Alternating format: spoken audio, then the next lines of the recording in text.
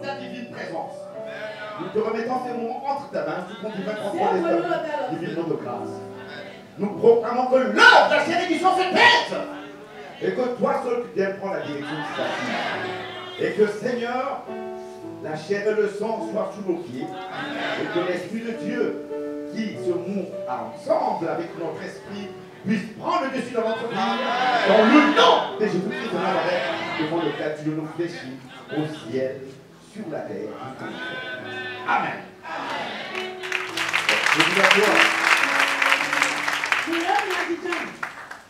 Éventuellement, nous allons parler de continuer ce qu'on a commencé hier.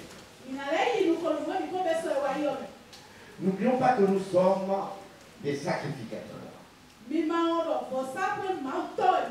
Dès lors que vous avez reçu Jésus-Christ comme Seigneur et Sauveur, Jésus-Christ fait de toi un sacrificateur, un sacerdoce royal. Vous savez que nous sommes des êtres esprits. L'homme est un esprit qui a une âme et qui vit dans un corps. Alléluia. Au travers de l'âme de l'homme, on définit sa dimension d'orgueil. Vous savez, on peut être pauvre et être orgueilleux. Tout comme on peut être riche et être aussi orgueilleux. Il y a des gens qui ne se prennent pas pour des petits bouts de pain. Hein. Ils se prennent que pour des personnes élevées. Surtout si son papa est un chef de terre, un chef de canton, un personnage élevé, il se dit, moi aussi je le serai aussi. Comme tel ce que dit la Bible est vrai, l'humilité précède la gloire de la salvation.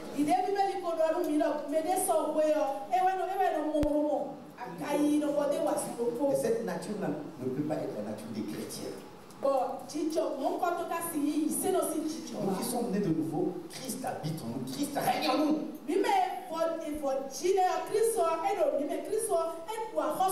Il s'est humilié jusqu'à l'arc de la croix. En tant que Dieu, il s'est humilié pour te sauver, pour et moi. Quelle grandeur! Si tu veux être grand, il faut être humble. Celui qui s'appelle sera élevé, celui qui s'élève sera rabaissé. Vous et moi soyons humbles. C'est ce qui fait la particularité d'un chrétien. Combien de fois j'ai été humilié quand je vais au grand marché pour proclamer l'évangile? Combien de fois j'ai été humilié quand j'ai donné des invitations aux gens dans les rues des grandes villes?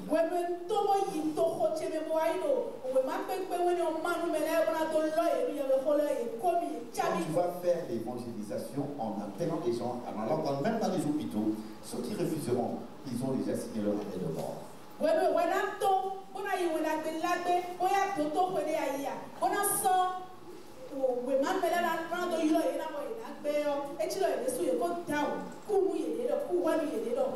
Laissez-vous conduire par le Saint-Esprit de Dieu. Parce que ce sont tous qui sont conduits par l'Esprit de Dieu, qui sont fils et filles de Dieu.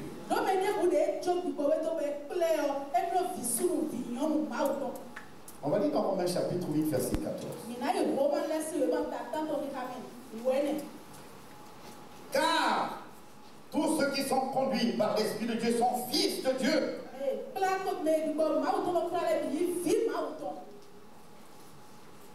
Fils de Dieu. Fils de Dieu est plus élevé qu'un enfant de Dieu. Un enfant de Dieu ne prend pas ce qu'il fait au sérieux. Quand on est un enfant de Dieu, il faut grandir vraiment rapidement pour commencer à s'occuper des affaires de son père. Hein?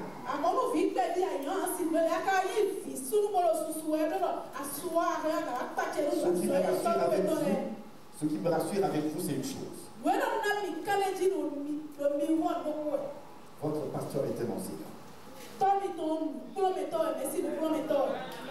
Alléluia. Il a un produit spécial qu'il vous fait avaler pour grandir vite.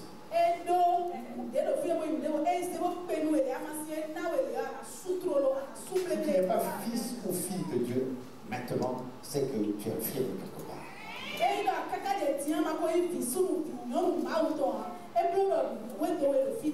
Si tu n'es encore qu'au biberon, c'est un danger pour toi.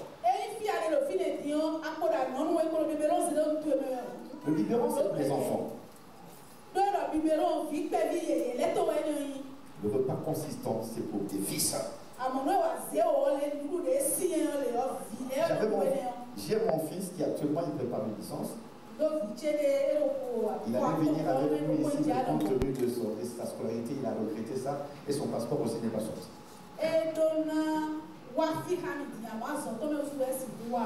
Il devait avoir encore, je crois, 5 ans ou 4 ans, je crois. 4 ou 5 ou 6 ans.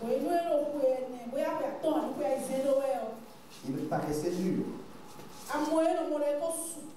Quand j'allais, par exemple, dans mes cours, j'ai dit, bon, Israël, papa, tu prends, je vais partir, tu prendras mes chaussures là-bas dans la chambre, et tu vas commencer à les nettoyer, et tu prends les chaussures, tu nettoies, et puis tu les exposes au soleil, et puis tu te mets à nettoyer. Il faut que ça brille. Oui, papa, je vais faire. Oui, papa, je vais faire.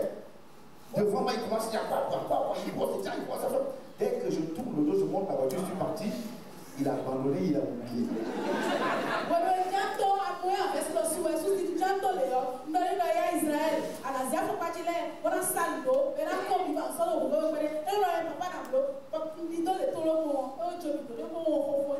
Et quand je reviens, tout ce que je vais de me il n'a fait que 1 sur 10. Je dis, mais Israël, tu n'as pas encore fini. Ah, papa, j'avais oublié. Il en est de même aussi pour les enfants de Dieu, quel que soit votre âge. Si vous n'êtes pas encore fils de Dieu ou fille de Dieu, vous allez oublier les choses de Dieu pour uniquement prioriser vos quotidiennetés.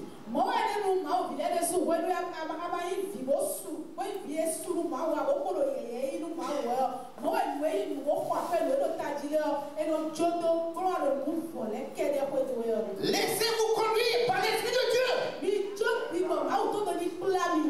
Et beaucoup de choses vont changer dans votre vie quotidienne.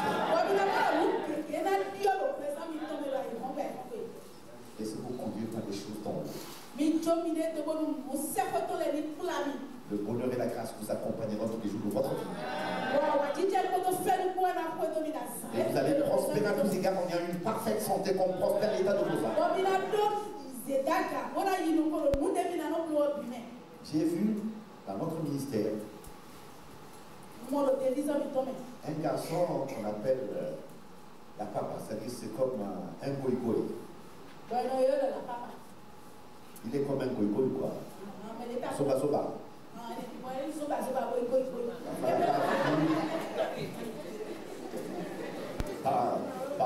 Parfois la barbe coule. Il y a la barbe qui coule de temps en temps, il faut qu'il se fie un peu. Il était comme un garçon goïgoï. Quand il est venu à l'église, notre plus grande surprise, il a commencé à participer à tout.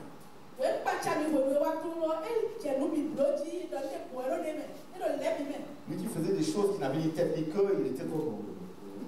Mais il a commencé à vendre ses sachets au marché, à mettre des sous à la maison chez les parents. Il a changé, il devenait mal. Je dis, mais là, papa, il te reste que quelques temps, tu vas bientôt te marier. Il dit, papa, ça va venir, hein, papa, ça va venir.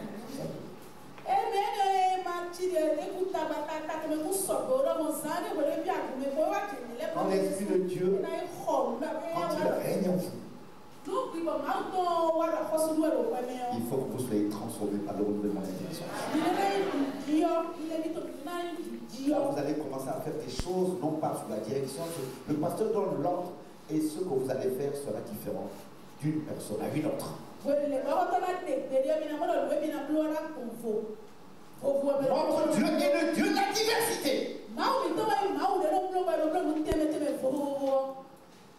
Celui qui peut dire, bon, moi aujourd'hui, j'ai un peu de moyens, qu'est-ce que je veux faire pour faire l'évangélisation? Pasteur, j'ai fait des affiches, j'ai mis sur 2 véhicules qui vont faire le tour de Cotonou pour uniquement parler, le mégaphone qu'on va enregistrer pour dire venez telle adresse, comme c'est tel lieu. À la pharmacie, à des chiens, comment on appelle ça? Des chiens, tout ça là. C'est parce que Dieu t'a dit de faire comme ça, que fais comme ça. Mais tout le monde ne fera pas comme toi.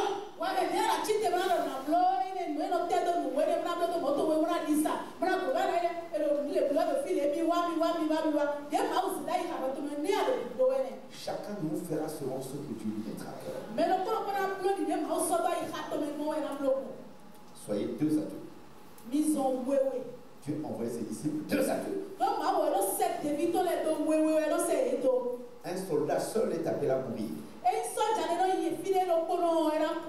Car ne valent qu'une seule personne.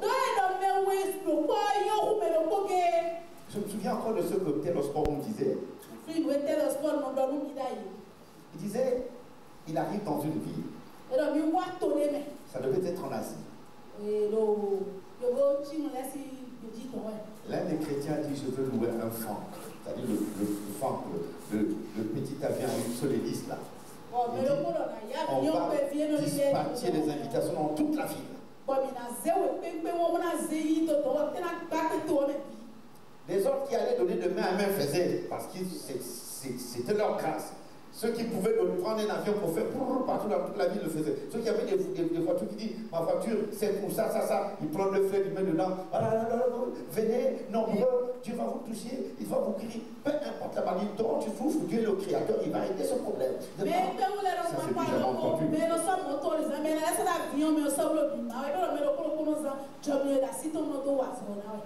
Dans l'église, il y a beaucoup de diversité. Tout le monde n'a pas la même grâce. Mais pour Dieu, vous êtes tous égaux. Avec une divergence terrible. À l'église, il y a des gens qui sont capables de faire plus, qui peuvent faire moyennement, qui peuvent faire petit, mais Dieu voit votre dévotion intérieure.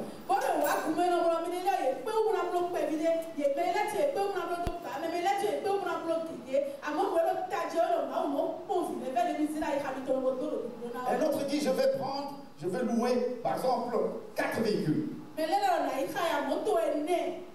Pour que ça soit dispatché partout.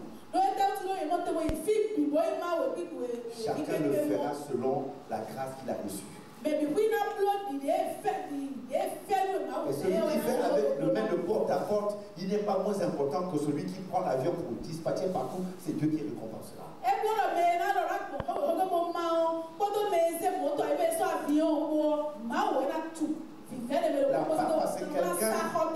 La personne que je vous ai dit tout à l'heure, on l'a pas foulé, la papa c'est quelqu'un, quand on fait l'évangélisation, il est toujours en tête. Il dit, Jésus veut te guérir. Hein. Regarde-moi comment j'étais ça, regarde-moi je vais pas. Tiens, viens. Toi aussi, Jésus va te viens seulement.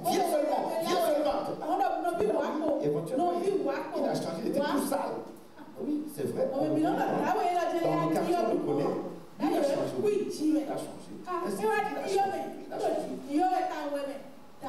Tu n'as pas besoin de connaître la Bible de Genèse Apocalypse pour témoigner. Le petit gars que tu as suivi avec le Seigneur, tu peux témoigner. Moi j'étais comme ça, Jésus m'a fait comme ça. Viens seulement, tu verras à moins que Jésus-Christ ne soit pas ressuscité.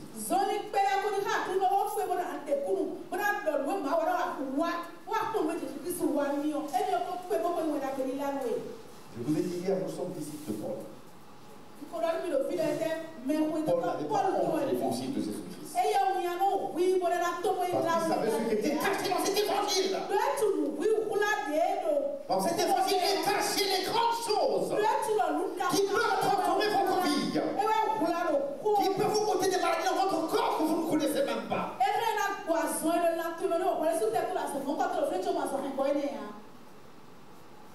Il y a une grande puissance, la puissance de Dieu. Dieu ne reste redevable de personne. Tant que tu as fait quelque chose de glorieux dans sa maison, il s'en souviendra tout le long de ta vie.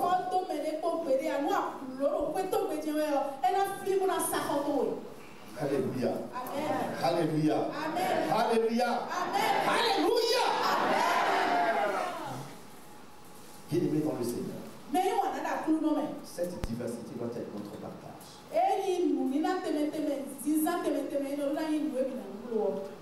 Si vous êtes médecin, d'un pavillon, tout ton personnel là-bas viendra ici.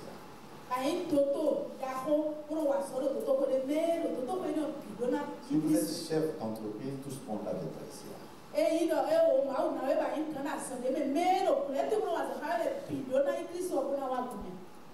Alléluia. Il y a un homme d'affaires. Quand tu veux qu'il t'embauche, la première des choses d'abord tes compétences. Deuxièmement, est-ce que vous priez où? Non, moi je suis dans une tradition, je suis ce que tu m'as, bon c'est bon. Alors, on va vous répondre, il n'y a pas de problème.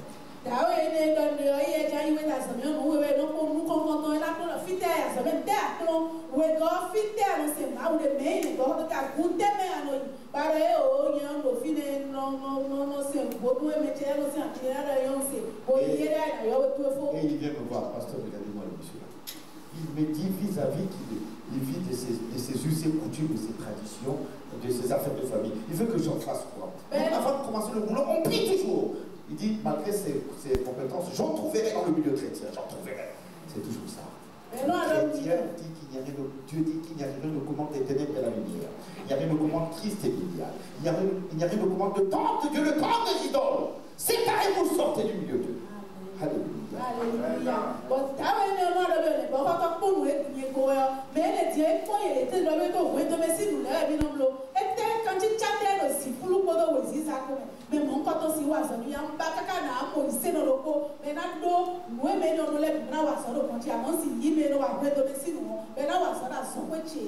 C'est un peu lui forceux que je dis, mais c'est la vérité. Moi, Célestin Prédé, évangéliste de mon état, je suis chef d'entreprise. Je vais engager le plus grand sorcier du monde par je suis malade.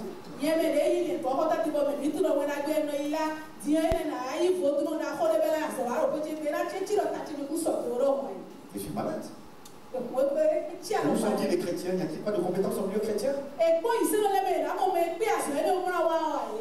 juif ne paye que chez le juif. Le juif ne paye que chez le juif.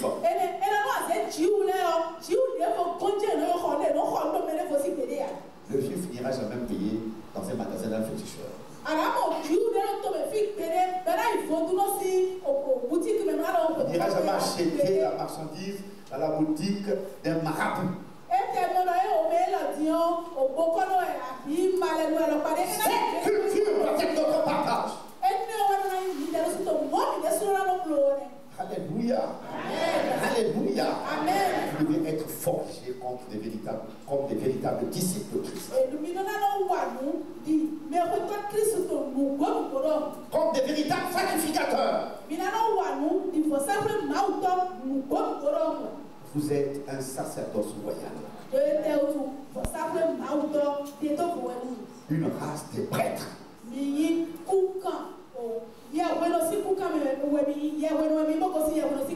race de serviteurs et de servantes de Dieu.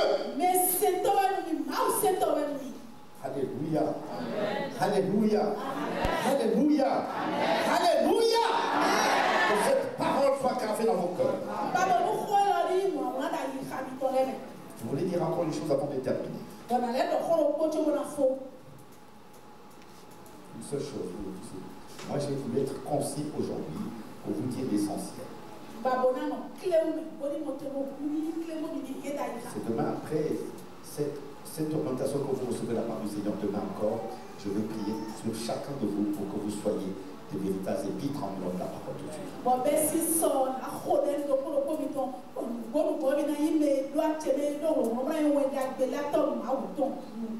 Un instrument de Dieu qui est jaloux de Dieu.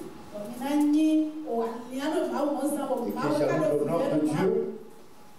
qui est jaloux le nom de Dieu ne pourra pas regarder l'œuvre de Dieu comme ça sans qu'il ne fasse quelque chose de merveilleux. Parce que vous n'êtes plus sous la loi. Parce que vous êtes conduit par l'Esprit de Dieu. Parce que la Bible nous dit, si vous êtes conduit par l'Esprit de Dieu, vous n'êtes point sous la loi.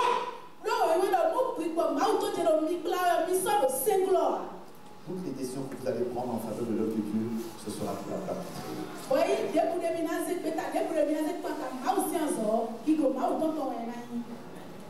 Alléluia. Alléluia. Alléluia.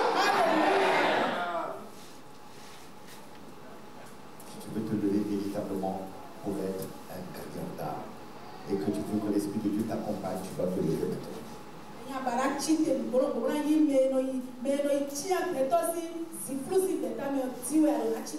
veux que ta bouche soit la bouche de Dieu pour attirer plusieurs à venir au Seigneur. Tu peux te lever.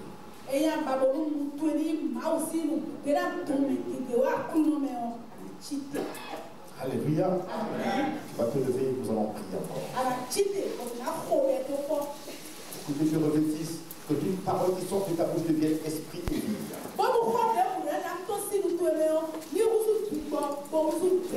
Quand vous parlez, prenez leur numéro de téléphone pour se mettre en contact avec eux. Produis-en-moi, Seigneur, vouloir les faire.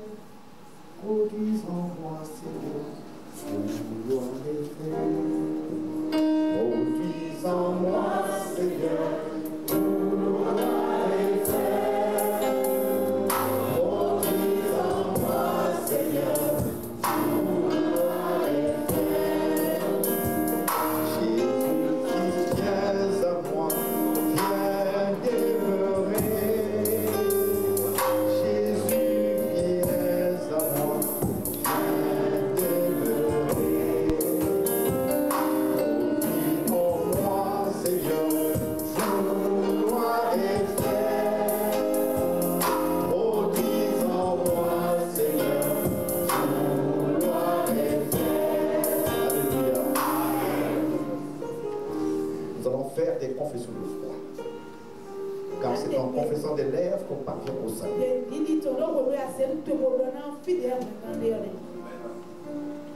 Salut de la réussite dans cette œuvre d'évangélisation.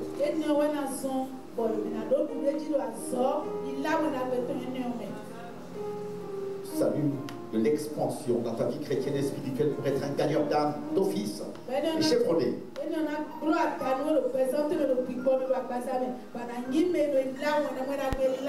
Il y a beaucoup de bénédictions derrière lorsque vous gagnez des personnes au Seigneur. On va en parler en dehors. Nous allons en parler sérieusement demain.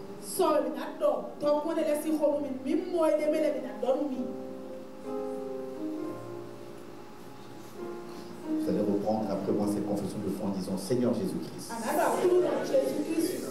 Plus fort encore. J'ai écouté ta parole. Tu veux que je sois une épître ambulante de ta parole. Tu veux que je puisse participer au dépeuplement de l'enfer.